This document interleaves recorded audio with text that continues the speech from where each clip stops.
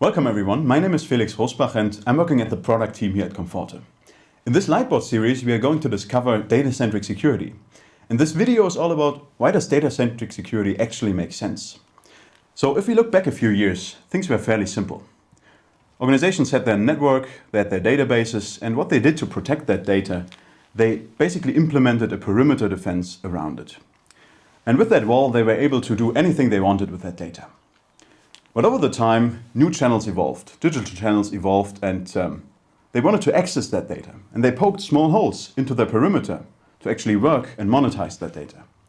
And with a lot more data being created and a lot more data they wanted to use, they needed to use the cloud to process and store that data.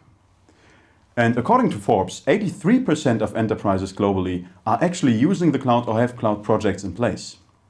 And of course, we have the IoT that came into play. And a lot of devices and sensors are streaming data in real time, and we wanted to use that data, we wanted to analyze that data. But all those devices are usually insecure.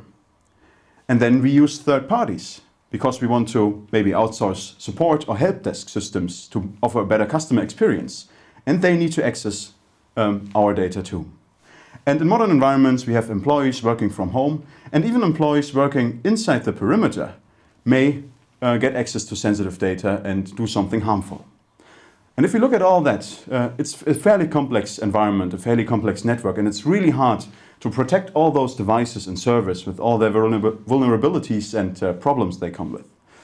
And of course, we also have data privacy regulations that require us to protect the sensitive data of individuals and to make sure that nobody gets access to that sensitive data and does harm with it.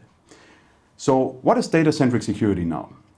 Basically, data-centric security focuses on protecting the data instead of protecting the perimeter around it. And there are basically two simple rules when it comes to data-centric security. The first rule is you want to protect the data as early as possible, and the second rule is deprotect it only when absolutely necessary. And that sounds fairly simple. But when it comes to a large enterprise network, it's actually hard to implement. And how can you do that? How is it possible for you to implement data-centric security?